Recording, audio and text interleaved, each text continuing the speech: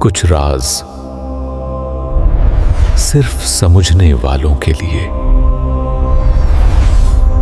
حضرت نوح علیہ السلام کے طوفان کے بعد جب دنیا دوبارہ آباد ہوئی تو بیبلون میں ایک اہنکاری بادشاہ پیدا ہوا، نمرود۔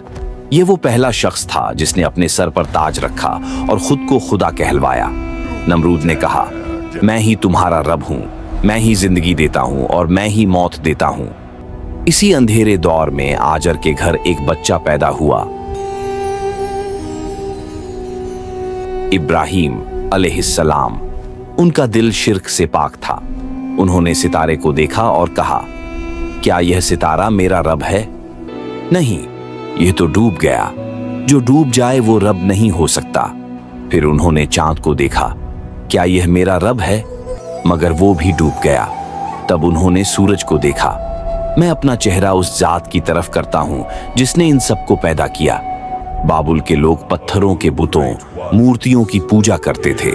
وہ اپنے ہاتھوں سے بنائے ہوئے خداؤں کے آگے جھکتے۔ ابراہیم علیہ السلام نے اپنی قوم سے کہا، تم کن چیزوں کی عبادت کرتے ہو؟ یہ نہ سن سکتے ہیں نہ دیکھ سکتے ہیں۔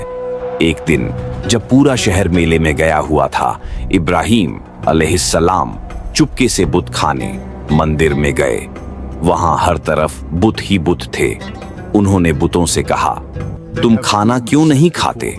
تم بولتے کیوں نہیں؟ پھر انہوں نے ایک بڑا کلہاڑا اٹھایا اور بتوں کو توڑنا شروع کر دیا۔ انہوں نے تمام چھوٹے بتوں کو توڑ دیا سوائے سب سے بڑے بت کے، اور وہ کلہاڑا اس بڑے بت کے کندھے پر لٹکا دیا تاکہ لوگ واپس آ کر اس سے پوچھیں۔ جب لوگ واپس آئے اور مندر کا حال دیکھا تو وہ چیخ اٹھے، ہمارے خداؤں کے ساتھ یہ کس نے کیا؟ ضرور یہ اس نوجوان ابراہیم کا کام ہے۔ وہ غصے میں ابراہیم علیہ السلام کو پکڑ کر نمرود کے پاس لے گئے۔ نمرود نے پوچھا، اے ابراہیم، کیا تو نے ہمارے خداؤں کو توڑا ہے؟ ابراہیم علیہ السلام نے کہا، بلکہ اس بڑے بت نے کیا ہے۔ اگر یہ بول سکتے ہیں تو انہی سے پوچھ لو۔ لوگ شرمندہ ہوئے۔ انہیں پتا تھا کہ پتھر بول نہیں سکتے، مگر ان کی ضد اور غرور آڑے آ گیا۔ نمرود چلایا، اسے جلا دو اور اپنے خداؤں کی مدد کرو۔ انہوں نے اتنی بڑی آگ جلانے کا فیصلہ کیا کہ آج تک نہ جلی ہو۔ لوگ دور دور سے لکڑیاں جمع کرنے لگے۔ پھر اس ڈھیر کو آگ لگا دی گئی۔ آگ کے شعلے آسمان سے باتیں کرنے لگے۔ گرمی اتنی تھی کہ پرندے بھی اوپر سے گزرتے تو جل جاتے۔ کوئی بھی آگ کے قریب نہیں جا سکتا تھا۔ شیطان نے انہیں منجنک کیٹاپلٹ بنانے کا طریقہ سکھایا۔ انہوں نے ابراہیم علیہ السلام کو آگ میں پھینکنے کے لیے منجنک بنائی۔ ابراہیم علیہ السلام کو رسیوں سے باندھا گیا۔ جب انہیں آگ میں پھینکا جانے لگا تو انہوں نے اللہ کے سوا کسی سے مدد نہیں مانگی۔ انہوں نے صرف اتنا کہا، حسبنا اللہ و نعم الوکیل، ہمیں اللہ کافی ہے اور وہ بہترین کارساز ہے۔ Allah is sufficient for us۔ پھر انہیں آگ کے سمندر میں پھینک دیا گیا۔ آسمان والوں نے اپنی سانسیں روک لیں، مگر اللہ کا حکم آیا، آگ ٹھنڈی ہو جا اور ابراہیم پر سلامتی بن جا۔ آگ نے صرف ان کی رسیاں جلائیں۔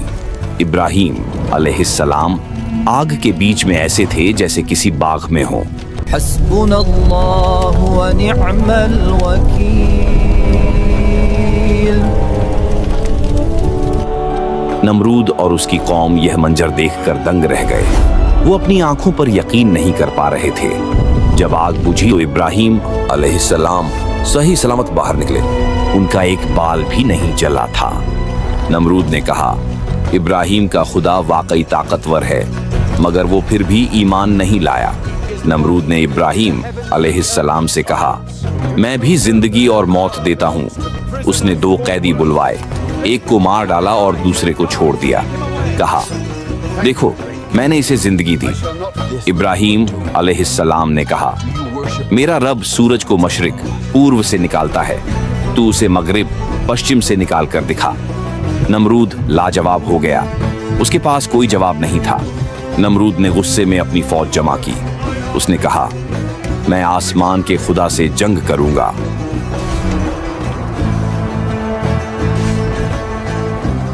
उसने आसमान की तरफ तीर चलाए। अल्लाह ने अपने सबसे कमजोर लश्कर को भेजा, मच्छर। वो इतने ज्यादा थे कि सूरज की रोशनी छुप गई। नमरूद की फौज पर मच्छरों का हमला शुरू हुआ।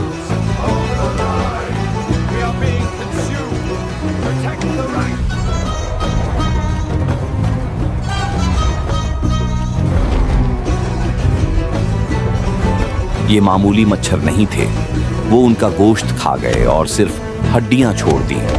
फौज में भगदड़ मच गई। नमरूद अपनी जान बचाकर भागा। वो अपने महल में छुप गया, मगर अल्लाह की पकड़ से कोई नहीं बच सकता। एक लंगड़ा मच्छर नमरूद की नाक में घुस गया और उसके दिमाग तक पहुंच गया। मच्छर ने दिमाग में काटना शुरू किया। नमरूद दर्द से पागल हो गया। वो अपना सर दीवारों से टकराता। जब दर्द बर्दाश्त न होता तो वो हुक्म देता कि उसके सर पर जूतियां मारी जाएं। वो बादशाह जो खुद को खुदा कहता था, अब जूतियां खा रहा था। 400 साल तक वो इसी अजाब में रहा, यहाँ तक कि वो तड़प कर मर गया। नमरूद का नामो निशान मिट गया, मगर इब्राहीम अलैहिस्सलाम का नाम आज भी जिंदा है। आज भी हर नमाज में इब्राहीम अलैहिस्सलाम पर दुरूद भेजा जाता है। हक़ हमेशा बातिल पर गालिब आता है। यह थी कहानी सैयदुना इब्राहीम अलैहिस्सलाम की। लब्बैक अल्लाहुम्मा लब्बैक, लब्बैक ला शरीक लक लब्बैक। अगर आपको यह वीडियो पसंद आई हो तो लाइक करें और सब्सक्राइब का बटन दबाना न भूलें।